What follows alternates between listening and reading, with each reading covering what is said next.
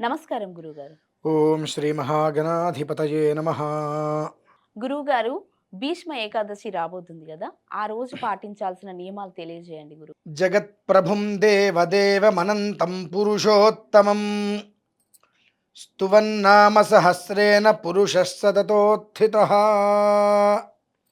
భీష్మ ఏకాదశి, దీన్ని భీష్మ అష్టమి నుంచి భీష్మ ఏకాదశి ద్వాదశి వరకు భీష్మ పంచమం అంటారమ్మా. అష్టమి, నవమి, దశమి, ఏకాదశి, ద్వాదశి ఈ ఐదిట్లని కూడా భీష్మ పంచకము అని అంటూ ఉంటారు. మనకు భీష్మ ఏకాదశి వరకే, అంటే మనకు ఎంతవరకు అవసరమో అంతవరకే తీసుకుంటాం మినహాయిస్తే అది ఉన్నంత వరకు మనం తీసుకోం. కాబట్టి భీష్మ ఏకాదశి వరకే అనుకున్నాము. దీనికి ప్రధానంగా భీష్మాష్టమి నుండి, అంటే ఇవాళ నుంచి భీష్మ ఏకాదశి మర్నాడు ద్వాదశి వరకు కూడా ప్రతినిత్యము కూడా ఇంట్లో చేయవలసినటువంటి భీష్మ తర్పణ అని ఉంటుందమ్మా. అంటే భీష్ముల వారి గురించి మనం కొన్ని విషయాలు తెలుసుకునే ప్రయత్నం చేసినా జన్మతహాగా ఉండేటువంటి కొన్ని దోషాలు పోయి ధర్మం అనేటువంటిది మన చుట్టూతో ఎప్పుడు కూడా ఉంటూ ఉంటుంది.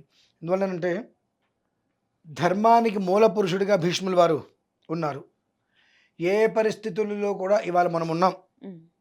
ఒక విషయంలో మనం భీష్మ ప్రతిజ్ఞ చేసి ఇలా నియమంగా ఉంటాం అనుకుంటాం. ఏదో ఒక విషయంలో ఆ నియమం ఉల్లంఘన చేసేస్తాం మనం భీష్మ ప్రతిజ్ఞ అనుకునేది గొప్ప వాళ్ళమైతే కాదు. ప్రతిజ్ఞ అంటాను కూడా అబద్ధమే, అది ఎందుకంటే మనం నిలబడలేం. కానీ వారు భీష్ములు వారు తన తండ్రి సుఖం కోసము మీసాలు కూడా పూర్తిగా రాని రోజుల్లోనే బ్రహ్మచర్య వ్రత నియమానికే భీష్మ ప్రతిజ్ఞ చేసి ఉన్నాడు. తర్వాత ఆయనకి అనేక రకాలుగా ప్రలోభాలు వచ్చినాయి. రాజ్యాన్ని స్వీకరించమని ఎన్నో రకాల ప్రలోభాలు వచ్చినాయి. ఎన్ని ప్రలోభాలు వచ్చినా తల్లి, ఇది నా భీష్మ ప్రతిజ్ఞ. ఆ భీష్మ ప్రతిజ్ఞ వల్ల ఆయన శాపాలు కూడా ఎన్నో ఎదుర్కొన్నారు. ఆయన ఎన్నో రకాల శాపాలు కూడా ఎదుర్కొన్నారు ఆ భీష్మ ప్రతిజ్ఞ వల్ల. అయినప్పటికీ కూడా ఆ ప్రతిజ్ఞ నేను తప్పను అని చెప్పి శ్రీకృష్ణ పరమాత్మకి అత్యంత ప్రీతిపాత్రుడయ్యాడు. శిశుపాలుడు చనిపోవడానికి ఆయన అప్పటి వరకు అన్ని దోషాలు అపవాదులు చేసినప్పటికీ కూడా భీష్మ పితామహుని ఒక్క మాట అన్నందుకు సుదర్శన చక్రం వేసేస్తారు. ఆయన తత్వం గురించి మనం తెలుసుకోవాలని ప్రయత్నం చేసి 5 రోజుల్లో రోజు ఒక 5 నిమిషాలైనా భీష్ముల వారి ఒక చరిత్ర మనం వినగలిగితే మనకు కూడా మోక్షం సంప్రాప్తం అవుతుందమ్మా. అంటే భారతానికి ప్రధానమైనటువంటి పాత్రధారులు భీష్ముల వారు, కర్ణుడు ఇద్దరే. కాబట్టి ఆ కర్ణ పర్వం ఒకటి, ఈ భీష్మ పర్వం ఒకటి అనేటువంటి మనం భీష్మాచార్యులు భీష్ములు, ఆ భీష్ముల వారి గురించి ఇవాళ నుంచి మొదలుపెట్టి ద్వాదశి వరకు ఒక్కొక్క రోజు ఒక్కొక్క విషయం తెలుసుకుంటూ కూర్చుంటే మన జీవితంలో ఉన్నటువంటి అపోహలు అనేటువంటి తొలగిపోతాయి. అంటే ధర్మానికి మూలంగా ఆయన మనం తీసుకోవాల్సి వస్తుంది. ద్వాదశితో సంబంధం ఏంటండి? భీష్మ ఏకాదశి అంటారు అందరూ కూడా. ద్వాదశితోటి పనేంటి? ఓకే, ఉత్తరాయణ పుణ్యకాలం కోసం అంపశయ్యం మీద ఉండి నారాయణ నామస్మరణం చేస్తూ అవకాశం ఉన్నంతసేపు విష్ణు సహస్రనామ పారాయణ చేస్తూ నేను ఒక శ్లోకం చెప్పాను. భీష్మ ఉవాచ జగత్ప్రభుం దేవదేవమనంతం పురుషోత్తమం. నీ జీవితం మొత్తం గందరగోళం అయిపోయింది. ఏం చెయ్యాలో అర్థం కావట్లా. ఏ ప్రయత్నం చేస్తున్నా మట్టే, ఎదగట్లా. రూపాయి తీసుకొచ్చి పెట్టినా, 1,00,000 తీసుకొచ్చి పెట్టినా చివరికి మొత్తం కూడా నష్టం మినహాయిస్తే ముందుకు నడవలేకపోతున్నాం. ఏదైనా ఉద్యోగంలోకి జాయిన్ అయ్యావు, 10 సంవత్సరాలైనా మెట్టెక్కలేకపోతున్నాం. మన వెనకాల మన కింద ఉన్న వాళ్ళందరూ పరిగెడుతున్నారు. మన జాతకంలో దోషమా అర్థం కావట్లా, ఎదగలేకపోతున్నాం. అప్పుడు ఏం చెయ్యాలి? జగత్ప్రభుం దేవదేవమనంతం పురుషోత్తమం అనేటువంటి శ్లోకం ఈ భీష్ములు వారు ఏదైతే కనుక భీష్మ ఉవాచ అని చెప్పి వారు చెప్పినట్టు ఉంటుందో ఆ శ్లోకాన్ని పారాయణ చేసుకోగలిగితే వాళ్ళు ఏదైతే ఆశించి అక్కడికి వెళ్ళలేక ఇక్కడే ఉండి నిరాశతో ఇబ్బందులు పడుతున్నారో ఆ స్థాయికి వెళ్తారమ్మా. అనగానే మన వాళ్ళు అతి తెలివితేటల్లో చాలా ముందుంటారమ్మా. ఎవరు?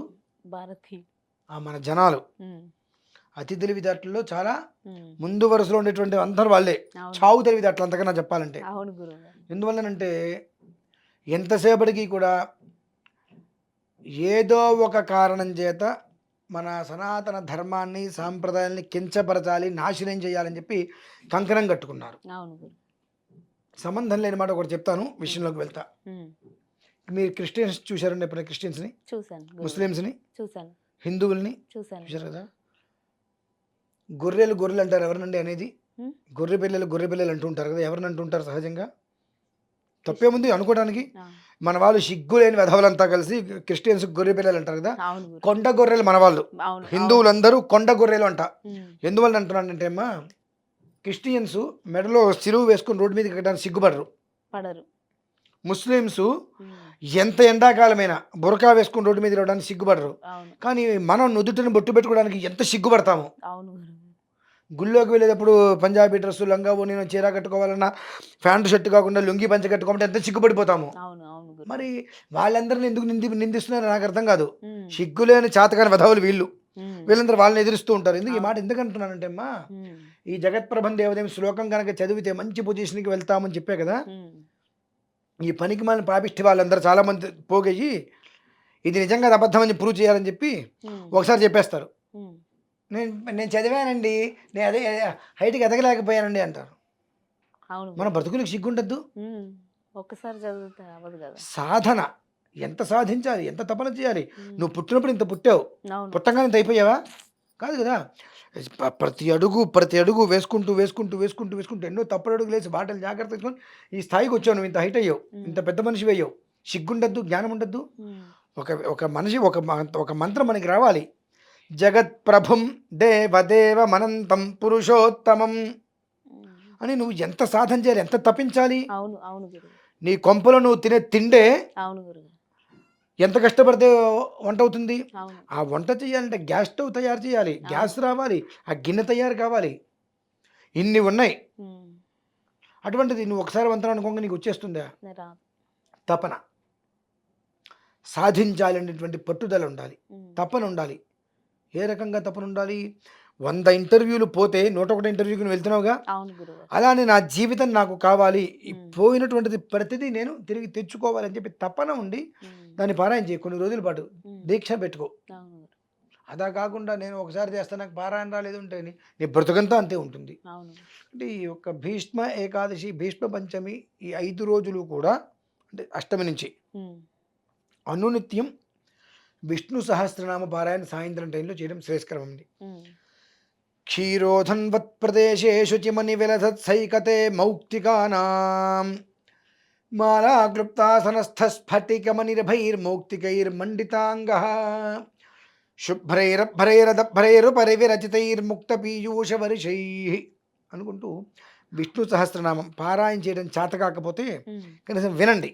ఉమ్, అంటే పుస్తకం పట్టేసేసుకొని క్షీరోధన్వత్ ప్రదేశే ఉమ్, ఒత్తులు చెప్పకుండా స్వరాక్షర పద వృత్తవర్ణాలు ఏవీ లేకుండా గుడ్డెద్దు చేలోబడ్డట్టుగా పోతాం. అవును గురుగారు. దానివల్ల ఏం చేస్తున్నాం, మనం పాపం అనేటువంటిది ఇక నెత్తి మీద మూట కట్టుకుంటున్నాం. ఉమ్, ఎప్పుడైతే ఒక విధానం అనుసరించవలసినటువంటిది ఉంది, ఉమ్, అది అనుసరించలేకపోయామో దాని నుంచి మనకు ఎప్పుడు కూడా నెగిటివే వస్తుంది. ఉమ్, మీరు డాక్టర్ దగ్గరికి వెళ్తే ఉమ్, మీకు ఒక మెడిసిన్ ఇస్తాడు, అవును గురుగారు. అది ఇన్ని రోజులకి ఎక్స్పైరీ డేట్ అని ఇస్తాడు. అవును గురు. ఆ మెడిసిన్ ఉంది కదా అని చెప్పి అది తాగేస్తారా? నష్టమే. నష్టమే. ఎక్స్పైర్డ్ అయిపోయిన పారేట విషయంలోకి తాగేస్తామా? లేదు లేదు గురుగారు. అంతకుముందు మందే, అవును. తర్వాత మందే, మందే. తర్వాత విషయం అయిపోయింది. అవును గురుగారు. అలానే మనిషి సగటు ఒక కన్ను లేకపోయినా, ఒక చెవి లేకపోయినా, ఒక కాళ్ళు లేకపోయినా, ఒక చేయి లేకపోయినా బ్రతికేస్తాడు. ఉమ్, కానీ ఈ యొక్క మంత్రాన్ని మనం ఆపాదించేటప్పుడు ఉమ్, కొంచెం ఉమ్, ఒక అక్షరం తేడా వచ్చినా పూర్తిగా దాని యొక్క ప్రభావం నెగిటివ్ వచ్చేస్తుందమ్మా. ఓకే గురు. పిల్లలకి పేర్లు పెడతారు కదా, అవును గురు. దాన్ని దాన్ని ఏమంటారు? నామకరణం. ఇంకో భాషలో బారసాల. ఏమంటారమ్మా? బారసాల. బారసార. ఉమ్, బాల సారే. ఉమ్, బారసాల కాదండి, ఆ, బాల సారే. ఉమ్, బాలలకు పెట్టేటువంటి సారే ఉమ్, బాలసారే. మనం భారసాల అంటాం. అవును గురుగారు. ఒరేయ్ నువ్వు పుట్టావు, ఎందుకు పుట్టావు తెలియదు, ఈ రోజు నుంచి బ్రతుకున్నంతకాలం కష్టాలతో బ్రతకరా అని చెప్పి అంటాం మనం. భారసాల అంటే ఉహు, అంటే భారంగా నీ బ్రతుకు జీవించు. ఓకే ఓకే గురు. బాల సారే అక్షరం తేడా వల్ల జీవితం మొత్తం ఉమ్, పోతుంది. అలానే ఒక మంత్రం చెప్పినప్పుడు చాలా జాగ్రత్తగా ఉండాలి. ఉమ్, కాబట్టి ఈ 5 రోజులు ఉమ్, ఖచ్చితంగా విష్ణు సహస్రనామ పారాయణ చేయలేకపోతే ఉమ్, ప్రతిరోజు ఒక్కసారి విని ఉమ్, నమస్కారం చేసుకోండి. లేదా జగత్ప్రభం దేవదేవుని శ్లోకం ఏదైతే ఉందో ఆ శ్లోకాన్ని 108 సార్లు అనుకునే ప్రయత్నం చేయండి. ఓకే. దీనివల్ల ఏదైతే మనం నష్టపోయామో, ఉమ్, ఏదైతే దూరం అయిపోయిందో అది ఖచ్చితంగా వృద్ధి చెంది మన దగ్గరకు వస్తుందమ్మా. ఉమ్, అది మనం నిజమా అనంటే టైం పడుతుంది రావాలంటే. ఉమ్, ఇంత గింజ పాతి ఉమ్. రోజు గుంట చూస్తున్నట్ట మొక్క రాలేదేంటి అని చెప్పి ఎందుకు అవును. వస్తుంది? రాదు రాదు. వదిలేయాలి. కొన్ని రోజులు దాన్ని వదిలేస్తే అది అదే వస్తుంది వృద్ధి పైకి. వెళ్తుంది. కనుక ఆ రకంగా ఆ ఒక శ్లోకాన్ని పారాయణ చేయడం వలన అతని జీవితంలో కానీ, ఆమె జీవితంలో కానీ మధురమైనటువంటి రోజులనైతే ఖచ్చితంగా త్వరలో చూస్తారమ్మా. ధన్యవాదాలు గురువు గారు, చాలా చక్కగా వివరించినందుకు.